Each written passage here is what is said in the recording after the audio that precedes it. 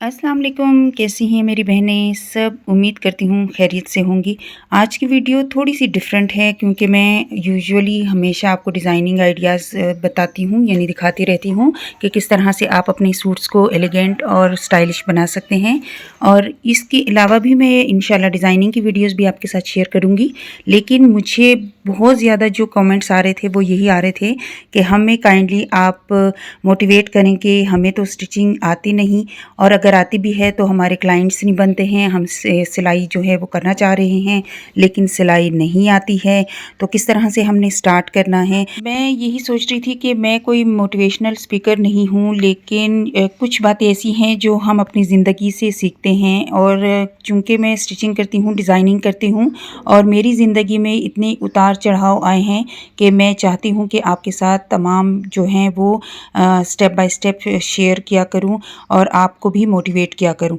तो आज की वीडियो में मैं कुछ पॉइंट्स आपको ऐसे बताऊँगी कि अगर आपको सिलाई नहीं आती है और आप स्टार्ट करना चाह रहे हैं, और अगर आपको आती भी है तो आपने किस तरह से स्टार्ट करना है। इसके लिए मैं आपको थोड़ा-सा अगर भी मोटिवेट कर सकूँ तो इससे और बड़ी क्या मेरे लिए अच्छी बात होगी।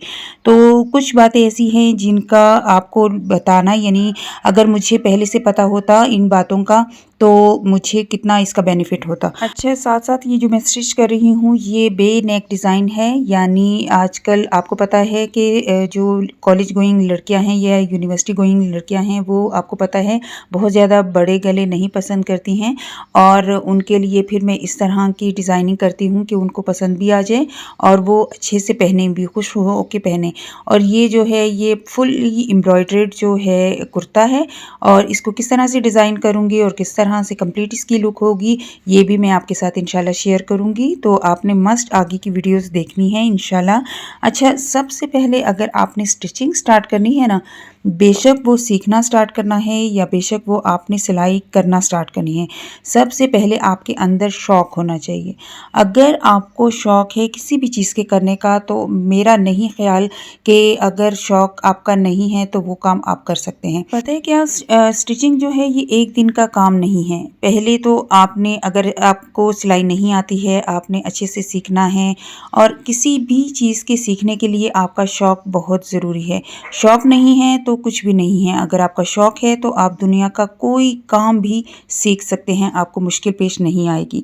यानी आपका दिमाग यही कहेगा कि हमने ये सीखना ही सीखना है। वो कहते हैं ना कि शौक़ का कोई मोल नहीं है, तो वही वाली बात है। और इसके अलावा आपने जब भी सिलाई स्टार्ट करनी है तो ज़ीरो से स्टार्ट करनी है। अगर आपने सीखना भी है तो ज़ीरो से सीखना है, और अगर आपने स्टिचिंग स्टार्ट भी करनी है तो भी आपने ज़ीरो से ही स्टार्ट करनी है। अच्छा, ये हमेशा से होता है कि बाज़ ख़वातीन या लड़कियां जो स्टिचिंग सीखना चाहती हैं या स्टिचिंग स्टार्ट करना चाहती हैं तो उनके दिल में यही होता है, दिमाग में यही होता है कि मेरे पास तो महंगी मशीन ही नहीं है, मेरे पास तो ऐसी मशीन है जिसका तो टांका भी ठीक नहीं है। तो आपने ये नहीं सोचना है। सबसे पहले आपने अपनी मशीन, यानी आपके पास जो चीज़ रखी हुई है, यानी आपकी जो मशीन है उसको आप ठीक करवाएं, उसकी ऑयलिंग करें, सफाई करें, डेली बेसिस पे आप उसका ख्याल रखें, और मंथली बेसिस पे उसकी सफाई करें या वीकली बेसिस पे डीप सफाई करें। तो इसके अलावा अपने डेली बेसिस पे भी सफाई का ख्याल रखना है, और धागे जमा ना होने दें, और नीचे ऊपर से अच्छे से उसकी सफाई करें, मेंटेनेंस रखें। तो यकीन माने आपकी वो मशीन इतनी ज़बरदस्त चलने लगेगी। और मशीनरी का तो क्या है, वो हमेशा से मशीनरी अगर आप यूज़ करते हैं तो वो आपके काम आती है, और अगर आप यूज़ नहीं करते, साइड पे पड़े रहते हैं, तो फिर वो आपको पता है कि मशीन तो स्टक हो जाती है, मशीन तो अपना काम ही नहीं सही किससे करती है। तो आपके पास जो मशीन है आप खुशी खुशी दिल लगा के उसी से सीखना शुरू करें और उसी से अपना स्टिचिंग का काम स्टार्ट करें, ठीक है। और सबसे पहले आपने आसान से आसान चीज़ों से स्टिचिंग स्टार्ट करनी है, क्योंकि आपको पता है कि जैसे ही हम स्कूल में किसी बच्चे को एडमिट करते हैं, एडमिशन दिलाते हैं, तो उसका आपको पता है ना कि ज़ीरो से वो स्टार्ट करवाते हैं, और 1-2 से लेकर और आगे जैसे ही बच्चा चलता जाता है तो स्टेप बाय स्टेप उसको सब कुछ सिखाते रहते हैं। तो इसलिए उनके लिए आसानी होती है। अगर कोई बच्चा एकदम से स्टार्ट कर लेता है, 9-10th का उसका सिलेबस आप दे देते हैं या 2-3 का दे देते हैं, तो आपका क्या ख्याल है, वो डर नहीं जाता होगा? वो तो अगले दिन स्कूल ही नहीं जाएगा।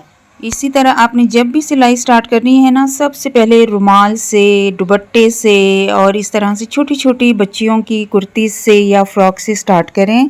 बहुत छोटे-छोटे से प्रोजेक्ट करें ताकि आपका हाथ भी चल जाए और सफाई भी आए आपकी सिलाई में और आपका दिल भी लगा रहे। अच्छा, कभी भी आपने ना सिलाई से डरना नहीं है कि मैं सिलाई कैसे सीखूं, मैं तो सीख ही नहीं पाऊंगी या मुझसे सही नहीं होगा या कोई लाएगा तो मैं उसका सूट ख़राब कर दूंगी, फलाना ढिमकाना। ये सोच सोच के ना बस आपने स्टार्ट करना है। मेरे कहने पर आप एक दफ़ा स्टिचिंग स्टार्ट कर लें, वक्तन फ़वक्तन स्टेप बाय स्टेप आप यकीन माने इतने ज़बरदस्त आप टेलर बन जाएंगे, इतने महंगे टेलर बन जाएंगे कि आपको खुद पे यकीन नहीं आएगा और आप मुझे दुआएं देते रहेंगे।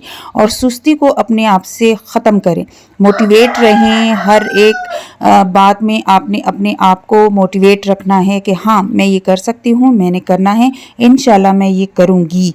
तो इस तरह से आपने अपने आप को मोटिवेट रखना है। अच्छा, ये जो सूट मैं आपको दिखा रही थी ना, इसमें साइड से बहुत अच्छे से हमारे पास जो स्ट्रिप्स मिलती हैं वो थी और मैं इसको किस तरह से डिज़ाइन करूँगी, किस तरह से इसका गला बनाऊँगी, ये तमाम आपके साथ इंशाल्लाह शेयर करूँगी और डिज़ाइनिंग आइडियाज़ भी आपके साथ इसके तमाम कंप्लीट शेयर करूँगी इंशाल्लाह। और किस तरह से इसकी जो लेस है वो यूज़ करूँगी, तमाम मैं आपको दिखा रही थी। तो सूट कटिंग मैं करने बैठी थी, मैंने कहा चलें आपके साथ भी इस क्लिप को शेयर करती हूँ। अच्छा, आपने इसके अलावा ना डेली बेसिस पे अगर आपके पास थोड़ा सा भी 5-10 मिनट का भी टाइम है ना, तो आपने प्रैक्टिस लाजमी करनी है। ये नहीं है कि आज प्रैक्टिस नहीं करनी, आज तो मैं फुर्सत ही मुझे नहीं है, मैं कल कर लूँगी, कल की का काम आप परसों पे टाल देते हैं, परसों का फिर इस तरह डिले होते होते आपका बिल्कुल दिल ही नहीं करता स्टिचिंग पे बैठने का। बस मेरे कहने पे आपने डेली अगर 10 मिनट भी दे सकते हैं ना, आपने 10 मिनट भी देने हैं, वो भी ज़ाया नहीं करने हैं। और practice makes a man perfect यानी वुमेन परफेक्ट, तो आपने लाजमी प्रैक्टिस को अपनी ज़िंदगी में शामिल करना है। इस तरह से आपका दिल भी करेगा और आपकी प्रैक्टिस भी होती रहेगी और रोज़ाना रोज़ाना आपने कुछ ना कुछ सीखते रहना है, ठीक है ना। आज की वीडियो में मैंने कोशिश तो बहुत की है कि आपको कुछ ऐसे पॉइंट्स, कुछ ऐसी बातें बताऊं जिससे आप मोटिवेट हो सकें। इंशाल्लाह आपने लाजमी इन बातों पे अमल करना है और डर को अपने अंदर नहीं आने देना है। अगली वीडियो इंशाल्लाह ड्रेस डिज़ाइनिंग की होगी, मस्ट आपने देखनी है। फिर मिलूंगी इंशाल्लाह। अल्लाह हाफिज़।